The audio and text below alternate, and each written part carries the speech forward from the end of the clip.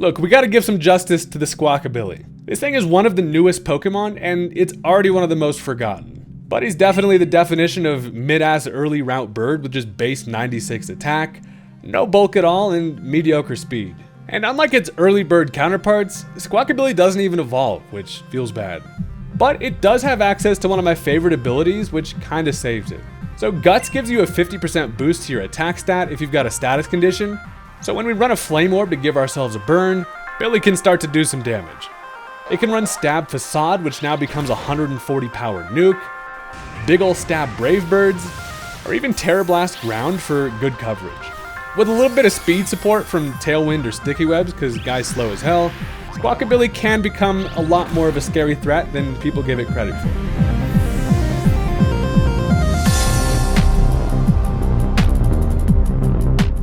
Look, considering Squawkabilly like just came out in the newest games, it's wild that even I've forgotten that this thing exists. I've been meaning to make a video on the guy for a while now, and it's finally here. We like to show love to some underappreciated stuff around here, and if that sounds fun to you, consider hitting that subscribe button. It's free, it only takes you a second, I promise you will not regret it. And with that, let's go ahead and get into the match.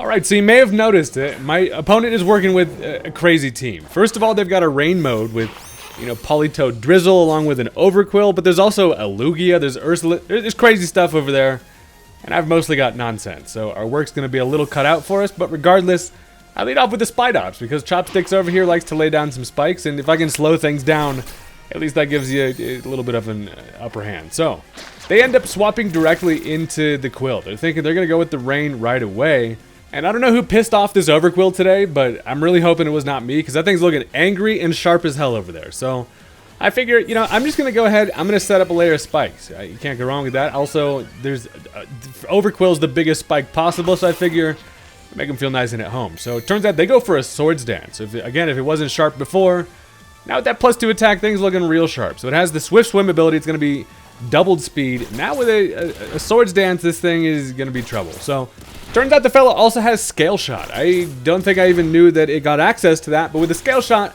it means it's likely loaded dice hold item, and that means it's gonna hit at least 4 times. It actually gets the 5th roll, and Spidops is the GOAT. We end up living it somehow, and while it does get a defensive drop with that, it also gets a speed boost, and now, as I Circle Throw, I'm like, get the hell on out of here, buddy. The Circle Throw Spidops is actually pretty clutch. It gets rid of the Swords Dance and all the work that they, set that up with. So, well, that's pretty good. It ends up bringing in Lugia, and look, generally I don't mess with the Ubers, but I figured I'm gonna see what we can do against this team because it might be kind of fun. But they go for an Air Slash, does take care of me. Not exactly sure what this Lugia wants to be working with, but big ass hands over there flapping around. It does take care of the Spidops. But look, I got up a layer of spikes, I got up my Sticky Web, and that's kind of all you can ask for out of the ops. So, this now actually brings me a decent opportunity to bring in the Blastoise. Not only can I take advantage of the rain boosting up my, water attacks, I can also pretty freely go for a Shell Smash in front of this thing. Now, it does turn out to be Calm Mind, so a Lugia setting up is not generally the best, thing to be looking at on the other side of the battlefield, but as I go for the Shell Smash, I'm actually physical Blastoise. I've been messing around with a more physical variant Blastoise just because everybody expects it to be special, and it seems like they do as well, going for a Calm Mind there. So, I get up my Shell Smash, also going to activate the White Herb, which is great, gets rid of the defensive drops. The rain does go away, and that's annoying because I don't get boosted liquidations, but at this point, I have a couple options. Either I can go for the Terra Electric and then go for the Terra Blast, but I decided I'm just going to hit him with the little Ice Spinner. I figure I can get some chip on this thing, but more importantly, I can break its multi-scale. Lugia is like the only other mon besides Dragonite that works with multi-scale. All you need to do is at least get some chip on the thing, and now my damage is going to be a whole lot better. So, I actually end up eating up an attack pretty nicely because with that White Herb, Blastoise is able to tank some hits. And now they're going to go into the second spikiest guy in the damn game. They have the Pincurchin along with the Overquill and the spikes on the field. This is about the spikiest battle ever. But it sets up an Electric Surge, and it's actually kind of funny as I go for another Ice Spinner. It does decent damage to the thing, but Ice Spinner just gets rid of the electricity. I figure this Pincurchin's got to be here for some type of synergy. With that electric terrain. I mean, that's really the only thing that this buddy's really good for, sadly. But I get rid of it, which I always kind of even forget that Ice Spinner even does. It gets rid of the terrain, which is nice. But at this point, I figure, look, Blastoise might be what we're leaning into here. I'm thinking a little early game Blastoise setup might just get us the body bag, and I'm going to go all in with it. So I decide thinking they probably hit me with something like a Thunderbolt. I feel like this is a good opportunity to set up a second Shell Smash. And the reason for that is because then, if they get back in, you know, the Politoed, they can get the Rain back up. But then if I have 2 Shell Smashes, I will be faster than the Swift Swim Overquill. So, my shell is about smashed as hell over here. I have the light bulb on my head like Buddy's got an idea. And the idea is killing Pincurchins. But it turns out they're going to go for the Toxic Spikes rather than the damage, so I didn't really need to commit the Terra there. Regardless, the T-Spikes on my side is kind of annoying. I don't have a grounded poison to soak that up. I also don't have any hazard control. So I'm just going to have to pretty much just deal with it. And also now there's been just about every type of spike around here. So I can at least now hit it with a Liquidation with 2 Shell Smashes. That definitely takes care of the little spiky fella. And now Blastoise, at least in my mind, is rolling. We have an opportunity to see what this thing can do. But as you most likely imagine, it's not a Blastoise video quite yet. So as they bring in Politoed, I figure, look, they have to go for a defensive Terra here. They just saw me click the Terra Electric. I mean, they probably think I have the Terra Blast, but honestly, if they didn't go for a Terra here, I would feel stupid trying to predict some type of defensive Terra. Now, they do go for it, and turns out it is going to go for the Terra Grass. So Terra Grass Politoed is annoying. I almost clicked Ice Spinner. I was like, if it's anything, it's going to be something to resist the electric. But instead, I make the safe option and just go for that Terra Blast. You know, at least they do have to commit their own Terra to not fully get swept by this Blastoise.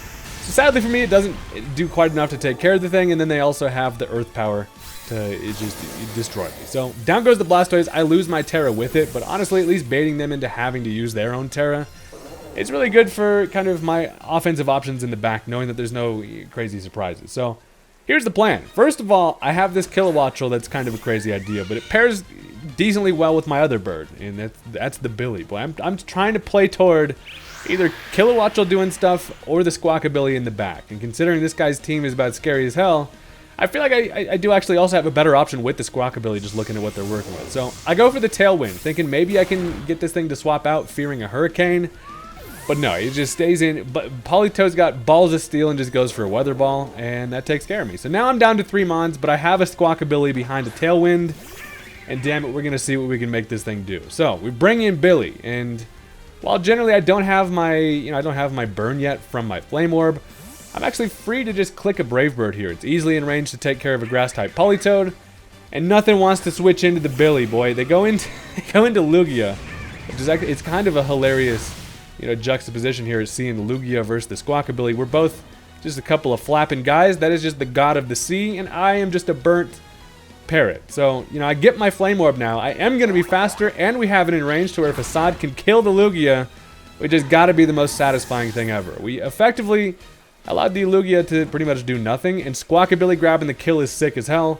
Not only that, but we still have some Tailwind to work with, and you know, the Facades are going to hurt. So look, here's the thing. They go into the Overquill, and there's some crazy speed shenanigans here. First of all, it gets caught up in the Sticky Web, drops it -1. It also touches spikes, but more importantly, with that -1 speed from the Sticky Web, its doubled speed from the rain is not going to allow it to outspeed me behind a Tailwind. And I'm like, I think that's how this works, and it does. I'm able to outspeed, go for that Facade, and that kills the Overquill, which is chalk another one up for the Elvis Bird. Anytime we can get a kill, we're stoked on this thing. And the rain goes away along with my Tailwind. That's a bad part about the Tailwind. It just does not stick around long enough. But at least we have the Sticky Web, so I mean, we can outspeed stuff other than this asshole. They got the 3-headed dragon here, and this thing is definitely going to be able to outspeed me.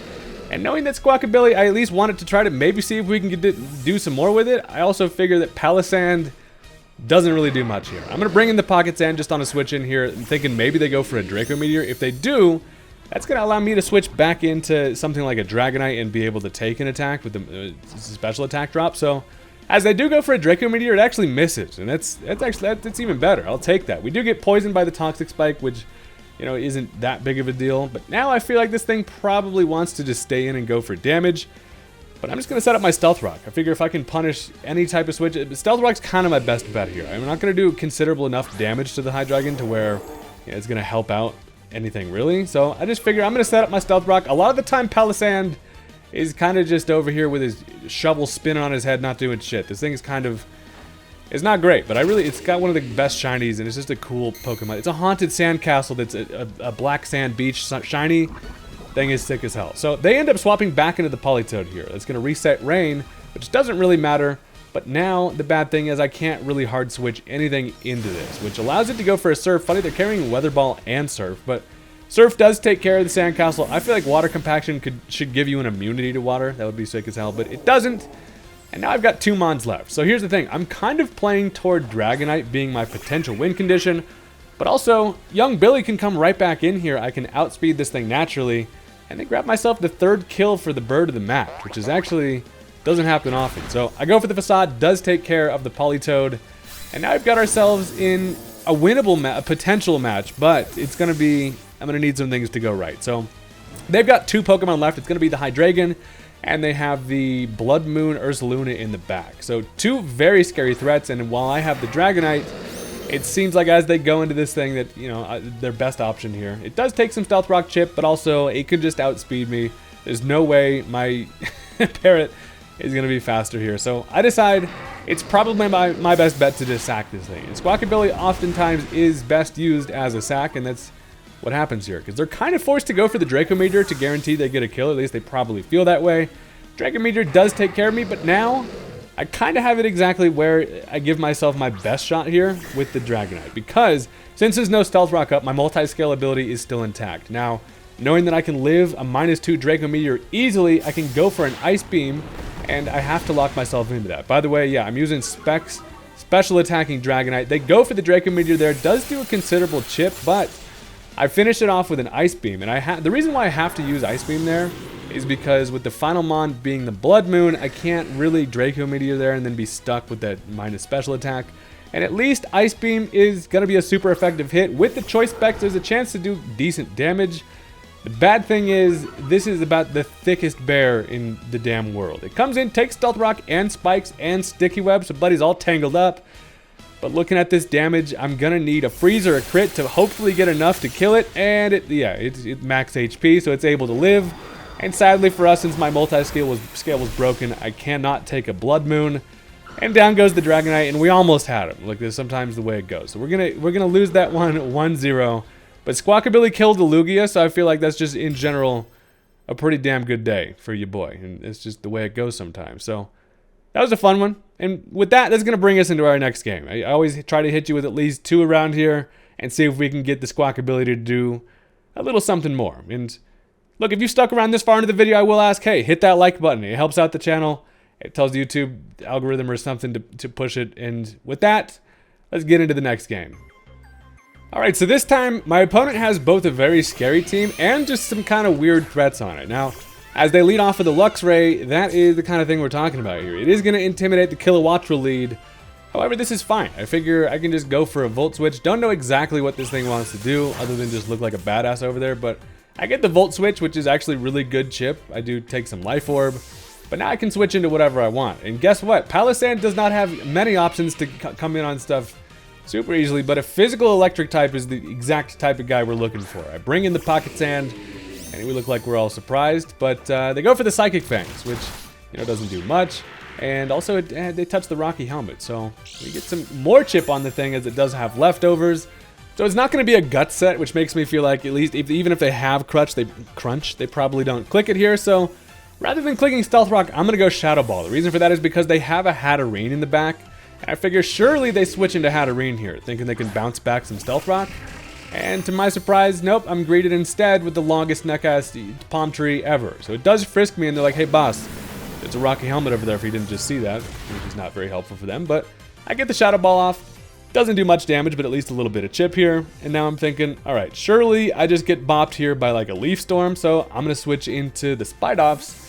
And again, Spidops is not really the fella that can like switch into attacks greatly, but this is again kind of a spot where if they do go for grass coverage, we can do that and then still be able to maybe set up a Sticky Web if they don't.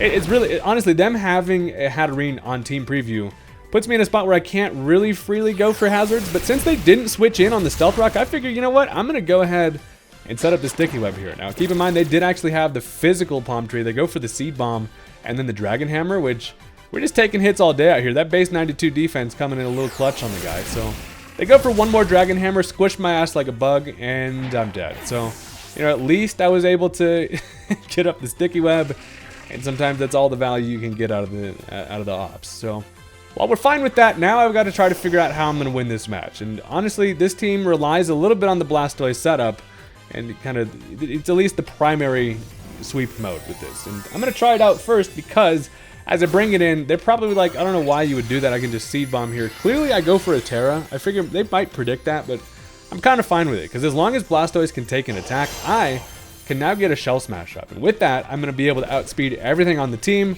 considering also we have the Sticky Web up. So I turn myself into a clam. We smash the shell a little bit, and that is going to, of course, get us back our defensive drop from that White Herb. And Blastoise loves the benefit of that just being pretty naturally bulky anyway.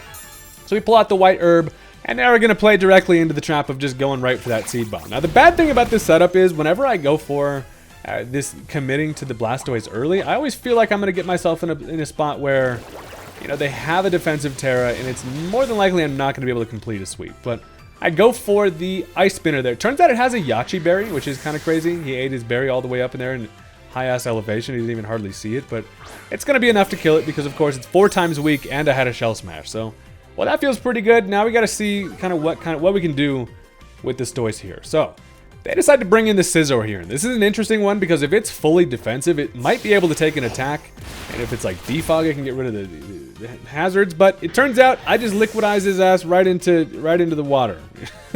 Liquidation does take care of it. Down goes the Scizor, which is a nice little free kill we love to see from the Blastoise. But then the problem becomes the freaking Sword Doggo. This is the most hilarious. They're like, what if it's a dog, but he has a sword in his mouth? And turns out it's incredibly scary. And I know I'm going to be able to outspeed it with the Sticky Web and the Shell Smash. The problem is this thing just does not quite go down easy. And as they actually end up going for the Fairy Terra, it's going to ensure that they're going to be able to knock me out like with a Play Rough. So I at least can get off a Liquidation, and that dog, way too damn bulky. It is able to live, and then they bust out the Terra Blast. So, but it does not want to risk the Play Rough misses, which is actually kind of hilarious. The Terra Blast is going to take care of me. One thing about Terra Blast that is interesting, especially with things like this Blastoise even, you don't necessarily know what, you know, how they're built, if it's physical or special. I imagine obviously this thing's probably physical, but just kind of a fun little potential mind game with Terra Blast that's not something you really think about. So I figure now I can bring in the Palisand. At least I can definitely take an attack from this, and the amount of chip that we got with the Blastoise makes it feel like I'm in a decent spot, and I'm not going to get swept by this Terra boosted crazy ass legendary dog. So as they go for a crunch, I am able to live, allows me to set up my Stealth Rock here, because I figure, again, this thing isn't as eminent of a threat as it would be if it was at full HP, especially because if it wants to knock me out, they have to kind of touch me again. So they go for another crunch. While that does take care of the Sandcastle, they're just eating sand over there. It has to hit the Rocky Helmet right to the teeth, and that chip is actually going to be enough to take care of it, which is actually exactly what I was hoping for. So that is going to be a dead Crowned Zacian, and that's obviously the biggest threat out of the way. So while we have an empty battlefield, now we got the mind game of figuring out what they're going to want to go into. I decide, guess what time it is? It's Billy time, baby. With Sticky Web up, I feel like this thing has a decent position. Not something you generally say about Squawkabilly ever, but hell yeah, with Sticky Web, it gets helped out a whole lot. Anything with guts can be pretty viable, especially when you have a stab facade. So they go into the Haydunn, and I'm thinking if this is the best position for the bird here. I figure while I don't have my guts boost quite yet, I do need to go for a protect. I'm gonna play it safe here, use some protection, make sure that next turn I can get that burn. And I swear to God, if anybody comments about the burn having your attack, when you have guts, it doesn't do that. That's why you opt to run Flame Orb over Toxic Orb. That's because you just take less chip over time. So turns out they go for a Calm Mind. So they're trying to set up a little bit in the face of me. They see the Billy as non-threat, which was your first mistake, because now Facade right to the face. That's going to be a dead Haydunn, and that's satisfying because I figured that thing potentially was going to maybe go for a Trick Room or something like that. Regardless, a Trick Room would be pretty bad under, you know, them having webs on their side. But now look, Squawkabilly's in a position to maybe have a little late game sweep action here. And here's the thing, they decide to bring in the Cloyster. One thing about Cloyster is this thing is obviously physically defensive as hell over there. Now the good news is I have the Sticky Web and the Stealth Rock, and with that Stealth Rock chip, we have close to a 70% chance for this to kill. And as I go for that Facade, I get a critical hit. So regardless, that's going to take care of it. I feel like that was a pretty good, you know, chance with that 70% anyway. Luckily, it did not have the Ice Shard because most are just going to be Shell Smash with the Skill Link and stuff, and that is amazing. We take care of the Cloyster. Now, final Mon is going to be the Luxray, so this thing does have to come in. Luckily for us, it's already taken some considerable chip, and with the Stealth Rock, it's down to half. While we do get intimidated, the Squawkabilly is not afraid of no damn Luxray, because at this health, I can just outspeed, go for the Facade, and that's going to kill the Luxray, and look, we clean up the game with the Billy, which is always a damn good time. So, you know, I was always a big fan of using things like Swellow with Guts, which is arguably way better, but now we have Squawkabilly, and we still make it work. So, that's going to do it. Thank you guys very much for watching. I appreciate the support, and I will catch you next time. Peace out.